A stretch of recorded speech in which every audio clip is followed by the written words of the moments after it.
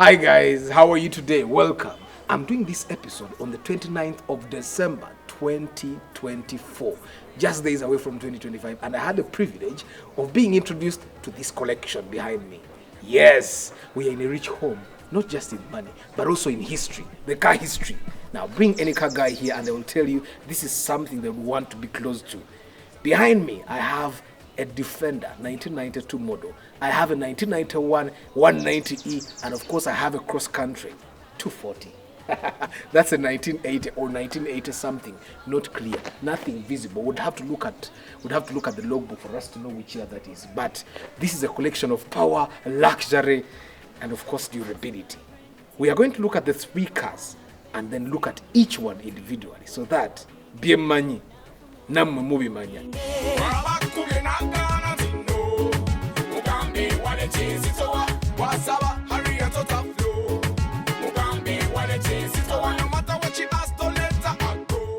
Let's compare these three cars. Like I said, we have a combination of power, luxury, and durability. This is a 201. It has a 102 engine. This is a 2-liter. Yes, they will say 1.8 liter, but most people that know this car have told me it's a 2-liter. This is one of the first Benzes, one of the Benzes that you'll find with most people that bought Benzes in Uganda. The very first time people that bought Benzes. Of course, there are some people that have a collection. We have a 2.4 liter diesel. This is also a 4-cylinder engine, but the difference is this is diesel. Now we also have a Land Rover Defender here, which is a V8 3.5 liters. Now this, of all these three cars, this is the most powerful one. Ene motoka erina amanyi, erina emisinde, erina ekibuli. I'm thinking this is why people still buy Land Rovers, thinking they don't make these ones anymore. No, this is a piece of history. I want us to compare what would force you to buy either one of these. Now, when I come to this one, normally people would buy it because of the comfort, the calmness, of course the prestige that comes with it. Now, if someone was buying this one on the other hand, they'd be buying it because a cross country is a cross country. Just feel how it closes. Just how it closes. Now, this one has sat quite some time, but still when you sit in it. Now, one thing we need to understand about this cross country is that the people that bought these cars did not buy them for comfort. They bought these cars and they still buy these cars for the prestige. Bajigura for the prestige. It's manual, by the way. It has a 5-speed gearbox, but we'll get into that later. Come with me. Let's just look at this Mercedes-Benz, the E190.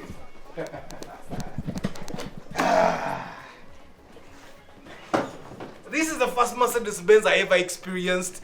It belonged to Kasim, the Benz mechanic, and he let me drive it. Now, this is a very good car. It's manual. And God. But let's sit in the Defender then. You guys, you don't know. This is something else.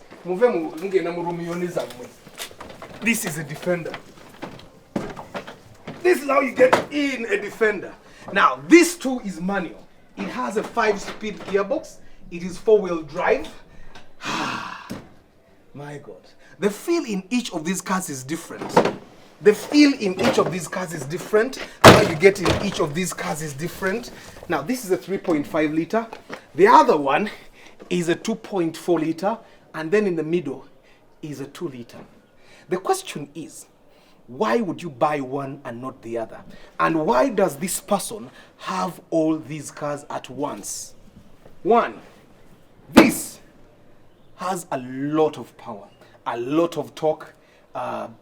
Off-road and on-road, it has a lot of speed. The cross-country, on the other hand, is about respect.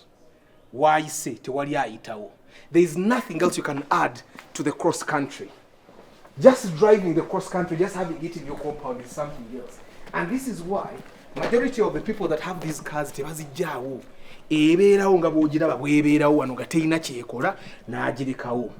now, why would you find someone selling this car very expensively? It's because it has memories. the buying price, where they bought it from, what experiences they've had with it. They normally don't want to let it go. Now, this doesn't start. The Land Rover doesn't start. We're going to try and make sure that Benz starts the 190. It looks really fresh. All these cars look fresh. Now, this diesel engine, Toyina Uganda Jikoda. This is one of the most reliable engines made by Toyota. This is a 617. Very reliable. And engine would never weigh one. If you came and you wanted to go somewhere, depending on the last time that it ran, you just put in fuel, you put a battery, you start and go. Toyina Choinza Kujikodako. The same thing applies with the Defender. Now, the Defender has a petrol engine. It's a V8. Now, this particular car normally, for people that drove them, it has one challenge. It was normally the alternator. The alternator would get faults and get fixed. Other than that, let's talk about the 190. This engine that is in this car, eno, teyagala mafuta mabi. Which is why majority of the 190s that you see on the road have a 111 engine. The 111 is the most popular engine with Mercedes-Benz guys here, especially the ones that drive these, what we would call the classics. Eno engine, teyagala mafuta mavundu. And that's the challenge that it has had. I've talked to Kasim, the Benz mechanic, a couple of days ago. And he told me they are switching, removing these engines and putting the 111s. Nevertheless, it's still a very good engine if you give it a very good fuel. But if you can't, chiba chikuli.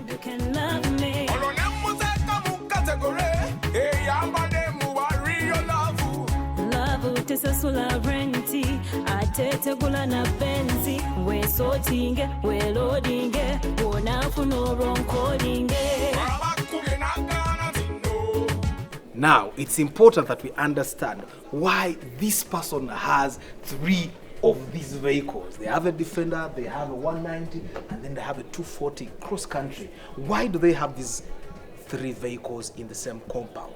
All these vehicles, each serves a different purpose. Let's start with the cross-country. This has very good off-road capabilities. But it is not good on the highway. It's not fast. If you want speed, this is not your vehicle. If you want off-road capabilities, you want prestige, cross-country, it has a diesel engine, one of the most reliable engines made by Mercedes-Benz. Now, when you go to the 190E, this is a 201. It has a petrol engine, 80 cross-country, a diesel.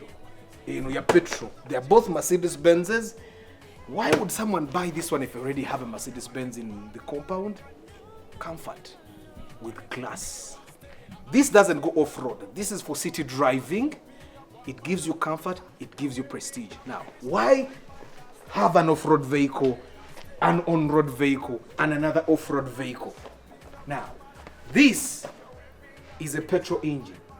This is a 3.5 liter. This is a V8. You feel that power? Now, the cross-country has power. This thing has power. The cross-country can give you prestige. This thing can fly on the road. Chiduka. Let's start by looking at what makes this one special.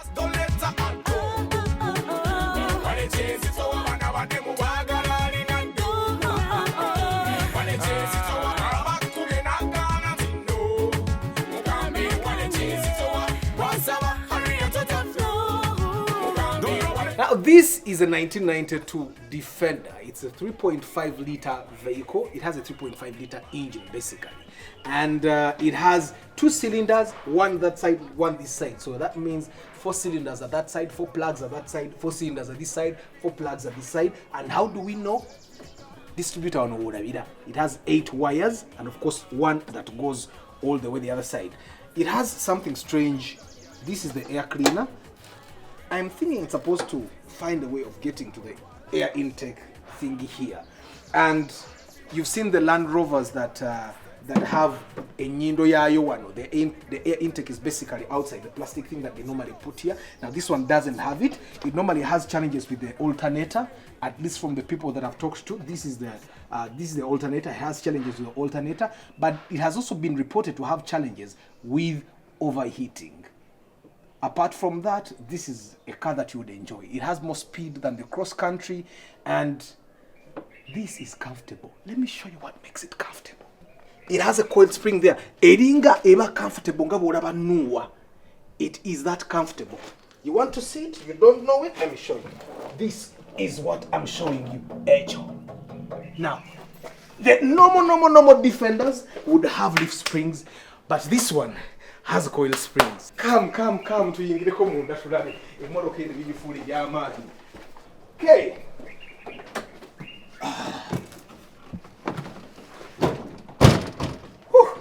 Now, this is how an SUV is supposed to feel. I don't normally feel SUV when I sit in a RAV4. I don't feel SUV when I sit in a Vanguard, but I feel SUV when I sit in the Defender. Fix the side mirror here. This is how an SUV should feel like when you hold the steering. Of course, it has. Okay, it should be able to move down and up. This one is not working. Yeah, but that's how it should be. But it feels SUV when I hold the steering. It doesn't have a revolution meter like most of the modern vehicles. The guys that drive Romeos, you guys don't have revolution. It doesn't. It has a speed meter here. It goes up to 140 kilometers per hour. It has a fuel gauge here. It has a temperature gauge and a battery gauge here. And now these cars don't come with air conditioning, but they come with a fan, and then you can decide whether you want to get heat or cool air. And of course, they have the buttons that enable you to either like defrost the window or defrost the rear glass. Well, it's comfortable, but the Defender was made as an off-road vehicle. Yeah. Now it has a lot of off-road capabilities. It's you can tow very heavy stuff, and you can never ever get stuck anywhere. And it has a 5-speed gear. And of course it has a 4-wheel drive gear shifter here. Now there are some old Defenders that actually have an extra gear here, an extra gear lever here, but this one just has 2. Now in Land Rover and Zoom, the owner imported it himself from London. So in Land Rover and Zungumu, that's why you realize that it has the coil springs and not the leaf springs. It feels quite executive now. It gives you plenty of space for the passenger, and I find that it has a lot of space also for the driver. But I want to show you how many passengers this thing can take, because unlike your other cars, every passenger has a lot of leg room. So get driver now down. I can't get in, but it takes 3 people here. Come. It takes 3 people there, and of course behind here, when you open this one, some of you guys remember, it will take 2 people here and 2 people here. That means this car can take 1, 2, 3, 4, 5, 6, 7. What? 1, 2, 3, 4, 5, 6, 7, 8 passengers. The driver, that makes it a 9-seater. It's almost like a supercar store. And yes, that's your Land Rover. Something fascinating this car has. Come with me. It's fascinating. You're going to have to go down with me. A motorcade. In a ball joint is this here is a ball joint. No wonder these cars are indestructible. That is the ball joint. Now, to conclude it with this Land Rover Defender, it gives you 134 to 150 horsepower, and at just 2,500 RPM, it will give you a torque of 185 pounds. Now,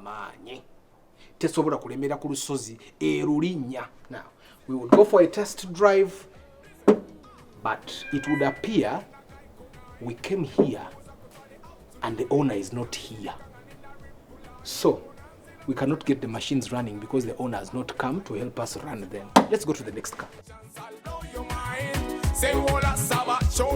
Excuse me, posing.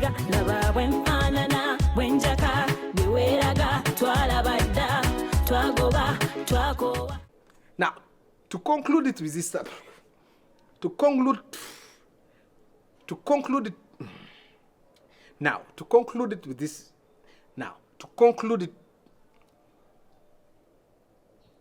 in conclusion,